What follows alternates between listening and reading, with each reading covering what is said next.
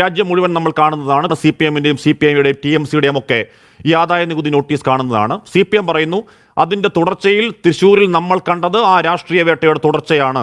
യുക്തിയുള്ള ആരോപണമല്ലേ സന്ദീപ്? അതെനിക്ക് ഇഷ്ടമില്ല. രശ്മിയുടെ ഇൻട്രൊഡക്ഷൻ കേട്ടു. What kind of rubbish.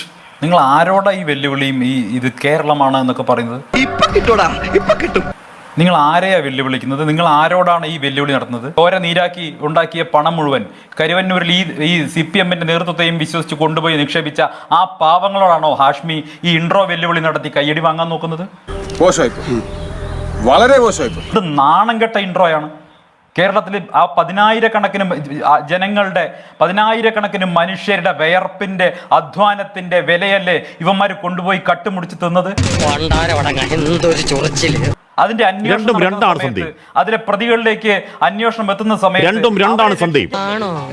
താങ്കൾ എത്ര റബ്ബിഷ് എന്ന് പറഞ്ഞാലും എത്ര നാണം കെട്ടാന്ന് പറഞ്ഞാലും വസ്തുതയല്ലാതാവുന്നില്ല.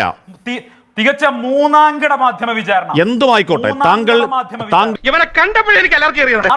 താങ്കൾ കുരുപൊട്ടി എന്തൊക്കെ വല്ലാത്ത വാക്ക് ഉപയോഗിച്ചാലും വസ്തുതയല്ലാതാവുന്നില്ല സന്ദീപ്. രണ്ടും രണ്ടാണ്.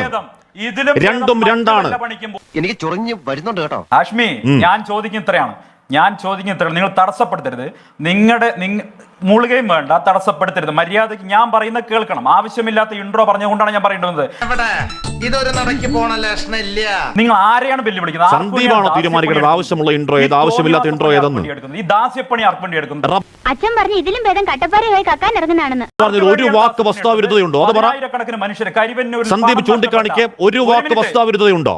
ഒറ്റ വാക്ക് വെല്ലുവിളിക്കലാണ്. ഇപ്പോഴാണ് ഞാൻ വെല്ലുവിളിക്കുന്നത്. നിങ്ങൾ അതിന് കിടക്കുന്നു. ഒരു വാക്ക് വസ്തുതാവിരുദ്ധമായി കാണിക്കാവോ? വെല്ലുവിളിയാണ്. വെല്ലുവിളിയാണ്. ഒരൊറ്റ വാക്ക് വസ്തുതാവിരുദ്ധമായി പറയാവോ? ഇതൊക്കെ കേട്ടിട്ട് എന്റെ മസിൽസ് വെട്ടി കേറിയിട്ട് വയ്യ. എന്റെ ഇൻട്രോ ഞാൻ രശ്മി, നിങ്ങൾ പറഞ്ഞ മുഴുവൻ വസ്തുവിരുദ്ധമാണ്. പച്ച കള്ളമാണ്.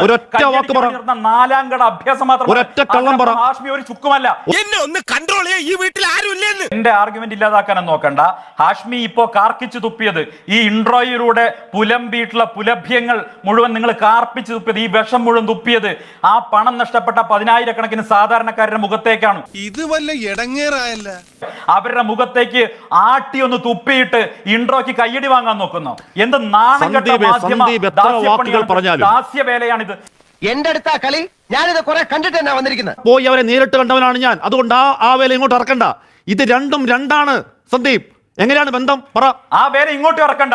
ഇയാൾ ഉരുളക്കുപ്പേരി കോളേജിൽ നിന്ന് ഡിഗ്രി എടുത്ത് വന്നിരിക്കുകയാണ്. ഒരു തർക്കക്കാരൻ. ആ ഇൻട്രോ പറഞ്ഞ ഒലത്തി കളഞ്ഞ കേരളത്തിലെ ജനങ്ങൾ നാലാംകട വർത്താനം പറയില്ലേ? നാലാംകട വാക്ക് ചുരുട്ടി കൈവെക്ക്. നീ പകപോക്കാണല്ലേടാ. നാലാംകട വാക്ക് ചുരുട്ടി കൈവെക്ക്. നാലാംകട വാക്ക് ചുരുട്ടി കൈവെക്ക്. അതാ പറഞ്ഞ കൈവെച്ചോ. ഒലത്ത് എന്ന വാക്കൊക്കെ കൈവെച്ചാ മതി. എന്റെ കൺമുമ്പിൽ നിന്ന് പോടാ. സ്വാമിയെ നിന്നെ അങ്ങനെ അങ്ങ് പോയാലോ.